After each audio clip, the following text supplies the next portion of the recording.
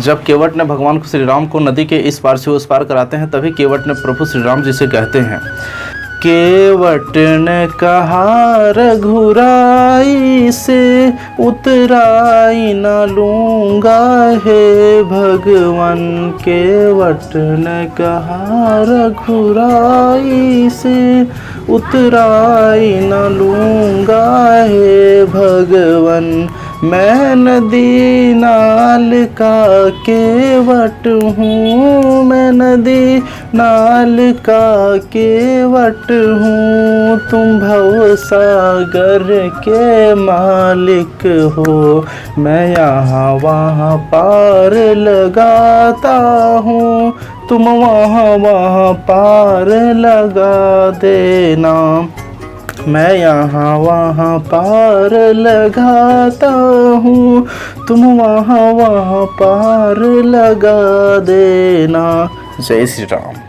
Hey guys, this is Ramesh Kumar, welcome to my new video. तो आज मैं आ गया फिर से एक न्यू वीडियो को लेकर, जो कि आज का हमारा वीडियो होने वाला है कि जय श्री राम। ठीक है, मैं आप सभी को बस यही बताने वाला हूँ कि भगवान श्री राम के चरित्र के बारे में, उनका क्या विशेषता था, उनके सारे गुणों के बारे में आज मैं आप सभी को बताने वाला हूँ, जो कि हम सभी इंसानों को अपने अंदर उस चीज़ को ढालना बहुत ही ज़्यादा ज़रूरत होता है। ठीक है, जैसे जिस प्रकार से हम सभी जानते हैं कि भगवान श्री राम एक बहुत ही बड़े से एक देवता थे, जो कि भगवान विष्णु भगवान का वो अवतार थे, जो कि त्रेता युग में आए हुए थे। भगवान श्री राम जो कि बहुत ही ज़्यादा हम लोग तहे दिल से मानते हैं उनको। अयोध्या जिस प्रकार से हम लोग वहाँ पे, हम तो नहीं गए हुए हैं, बल्कि हमारे सगे संबंधी लोग जितने लोग हैं, लगभग कुछ लोग गए हुए हैं, तो वहाँ के मैंने प्रसाद को ग्रहण किया, तो मुझे बहुत ज़्यादा अच्छा लगा।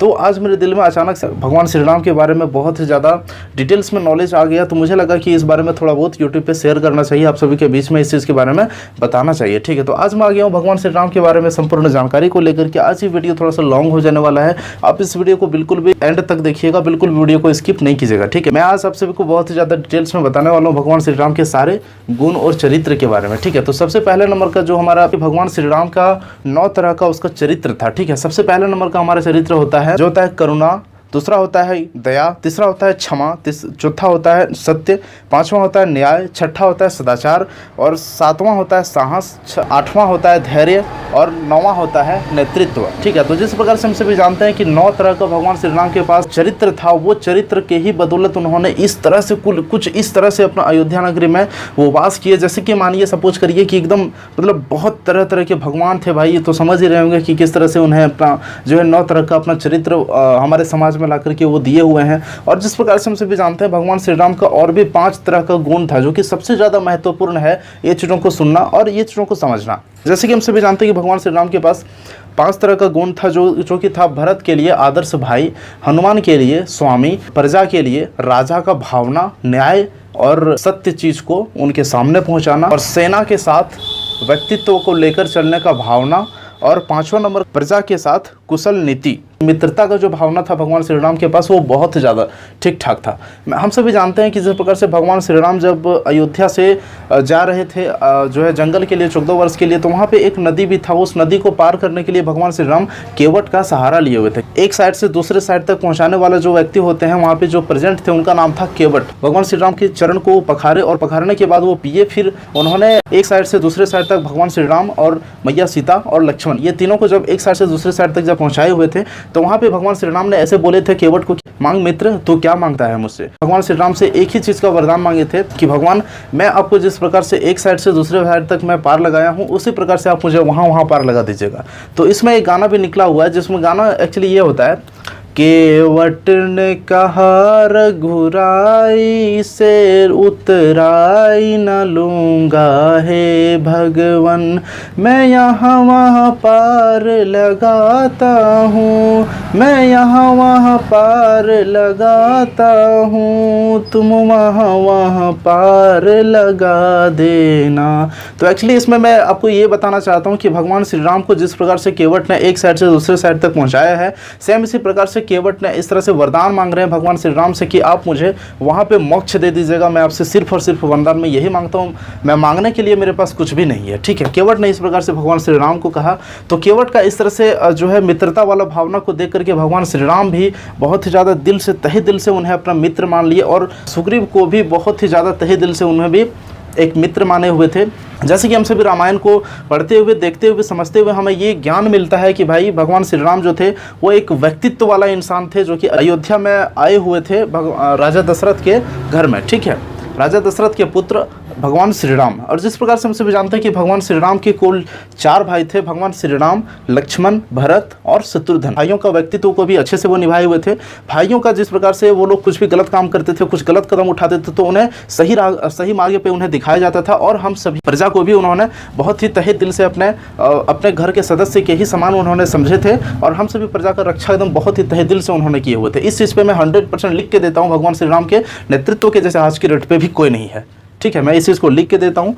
और सबसे पहले मैं आप सबको बता देना चाहता हूँ कि भगवान श्री राम के अंदर जो कि 5 महत्वपूर्ण चीज़ें जो उनके अंदर कूट के भरे हुए थे, वो है क्षमा, दया, तप, त्याग और मनोबल, सबका लिया सहारा। यानी कि भगवान श्री राम हर किसी को भी क्षमा करते थे, और क्षमा करने के बाद उसे कुछ दंड देते थे। जिस प्रकार से हम सभी जानते हैं कि भगवान श्री राम के पास एक धनुष होता था, वो धनुष का नाम था कोदंड, ठीक है। कोदंड मीन्स क्या होता है कि जो दंड करेगा उसको दंड मिलेगा, जो गलत कार्य करेगा उसको दंड मिलेगा, ठीक है, वही था कोदंड। जो गलती कुछ करता था, जो दंड के एक्चुअली भोगने के लायक होता था, उसे भगवान श्री राम दंड देते थे। दया, जिस प्रकार से हम सभी जानते हैं कि दूसरा नंबर में हमारा है दया। तो भगवान श्री राम जो थे वो अपने प्रजा के लिए बहुत ही ज़्यादा दयालु भावना दिखाते थे। उसमें किसी भी प्रकार का उसमें कोई संकोच नहीं होता था अपने दयालु भावना को दिखाने के लिए।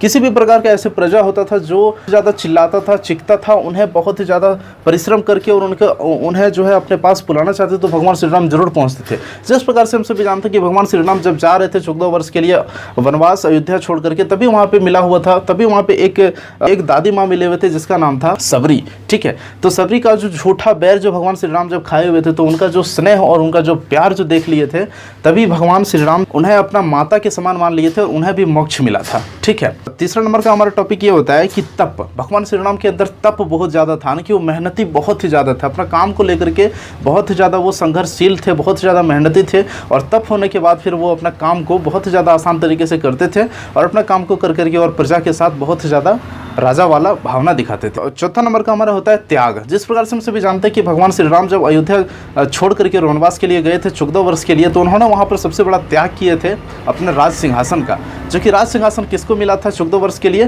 भरत को, ठीक है। तो वो अपना जो है सो राज सिंहासन को छोड़े हुए थे 14 वर्ष के लिए, और अपना अयोध्या, अपने सारे प्रजा, अपना सारा मित्र, अपना सारा जो है सब किसी को छोड़ छाड़ करके, अपना सब किसी को त्याग करके, वो उनके मन में एक ही चीज़ था कि प्राण जाए पर वचन न जाए, ठीक है। तो ये सारी चीज़ों को उनको बहुत ही ज़्यादा वो खास ध्यान रखते थे, त्याग करते हुए अपना सारा कार्य को करते हुए बैकुंठ लौटे हुए थे, ठीक है। और मनोबल, जिस प्रकार से हम सभी जानते हैं कि भगवान श्री राम, 5वां नंबर का टॉपिक हमारा मनोबल। भगवान श्री राम के अंदर मनोबल बहुत ही ज़्यादा था, वो अपने मन से करते थे सारा कार्य को, और अच्छे तरह से करते थे। ये सारे चीज़ों को वो सहारा लिए, तब जाकर के भगवान श्री राम एक अच्छा व्यक्तित्व जो कहलाए हुए थे।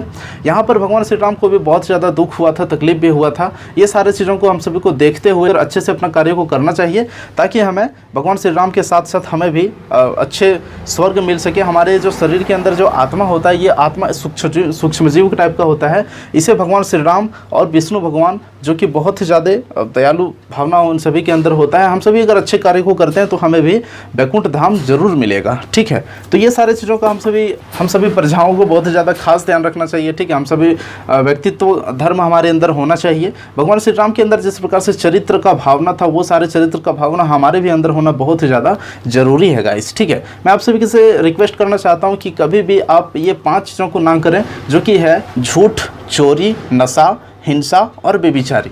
ये 5 चीज़ें करने से हम सभी को नर्क मिलता है, कभी भी स्वर्ग नहीं मिलेगा, ठीक है। ये भगवान श्री कृष्ण जी हम सभी को साफ साफ स्पष्ट रूप से बताए हुए हैं गीता का उपदेश में भी, कि ये 5 चीज़ें कभी भी नहीं करना चाहिए, ठीक है। झूठ तो कभी भी किसी के भी सामने नहीं बोलना चाहिए। हाँ, झूठ बोलना जरूरी होता है, लेकिन कौन से कंडीशन में? मान लीजिए सपोज करिए कि आपके एक झूठ की वजह से किसी का अगर जान बच जाता है, तो उस जगह पर आपको निश्चय रूप से झूठ बोलना चाहिए, और झूठ बोल करके उस इंसान को आपको जान बचा लेना ही सबसे बड़ा धर्म होता है, ठीक है। हम सभी जिस प्रकार से जानते हैं कि भगवान श्री राम के अंदर 2 चीज़ें था, वो था धर्म और कर्म, ठीक है। सबसे पहला धर्म उनका था अपने माता और पिता का सेवा करना, जिस प्रकार से हम सभी करते हैं, और कोई होता है कि नहीं भी करता, ये करना चाहिए। भगवान श्री राम के अंदर ये माता पिता का सेवा करना सबसे पहला धर्म था। और दूसरा धर्म था, वो एक सच्चा भाई थे, वो एक सच्चा मित्र थे, वो एक सच्चा पुत्र थे, वो एक सच्चा राजा थे, वो एक सच्चा मित्र भी थे, ठीक है। तो ये सारे चीज़ों हम सभी को अच्छे से करना चाहिए। भगवान श्री राम की तरह हम सभी को भी अपने अंदर उनका चरित्र को ढालना चाहिए। ये सारे चरित्र को अगर अपने अंदर ढाल लेंगे ना, तो मुझे ऐसा महसूस होता है कि हमें भी मोक्ष जरूर मिल जाएगा। ठीक है, भगवान श्री राम जी इस तरह से हम सभी को दिखाए हुए हैं, बताए हुए हैं। उनका चरित्र को ही देख करके हमें समझ करके और अपने जीवन शैली को हमें आगे बढ़ाना चाहिए, चलना चाहिए। मित्र के साथ हमें मित्रता की भावना हमेशा के लिए रखना चाहिए। जिस प्रकार से भगवान श्री राम केवट के साथ रखते थे, जिस प्रकार से भगवान श्री राम सुग्रीव के साथ रखते थे, ठीक है, और विभीषण के भी साथ रखते थे। भगवान विभीषण जिस प्रकार से हम सभी जानते हैं कि उनका चरित्र को देख करके हम लोग समझ सकते हैं कि भाई एक लंका जैसे सोना का लंका को जीत करके और किसी दूसरे को वो जीता हुआ राज्य को दे देना, वो भी सोने का लंका, बहुत बड़ी बात होती है। ठीक है, तो ये दान भी हमें करना बहुत ही ज़्यादा ज़रूरत होता है। और ये जो धर्म है और कर्म है, ये सारे चीज़ों को हमें अपने साथ साथ लेकर चलना चाहिए। ठीक है, भगवान श्री राम के पास दोनों चीज़ था और रावण के पास दो चीज़ नहीं था। उनके पास सिर्फ और सिर्फ क्या था? अपना कर्म, धर्म नहीं था। जिस प्रकार से राम ने रावण को नाभि कुंड में मारकर उनका अंत किए थे, और वो जब वापस अयोध्या लौटे हुए थे, तो अयोध्या लौटते ही अयोध्या के जो अयोध्या वासी थे सभी लोग जो है खुशी से उस दिन दीप जलाए हुए थे। और लक्ष्मी पूजा भी था उस अवसर पे, वहाँ पे भगवान श्री राम के भी नाम लेकर के सभी लोग वहाँ पे दीप जलाए थे, खुशी खुशी के हमारे दीप जलाए हुए थे। और भगवान श्री राम जिस प्रकार से हम सभी जानते हैं कि उनका जो दिया हुआ वचन है वो हमें हमेशा के लिए फॉलो करना चाहिए, और फॉलो करते करते हमें अपना लाइफ को, जीवन शैली को आगे बढ़ाना चाहिए। ठीक है, मैं मिलता हूँ आप सभी से किसी नेक्स्ट वीडियो। और हाँ, हमारे इस वीडियो को प्लीज़ लाइक कीजिएगा, और जो भगवान श्री राम के सच्चे भक्त हैं वो इस वीडियो को लाइक भी कीजिएगा और इस चैनल को सब्सक्राइब भी कीजिएगा। अगर सब्सक्राइब नहीं किए तो फिर सोच लीजिएगा। ठीक है, जय श्री राम, हर हर महादेव, बाबा भोलेनाथ की जय हो, बजरंगबली जय जय हनुमान, जय बजरंगबली, जय श्री राम, हर हर महादेव। मिलता हूँ किसी भी नेक्स्ट वीडियो में, तब तक के लिए बाय बाय, जय हिंद, वंदे मातरम, जय श्री राम।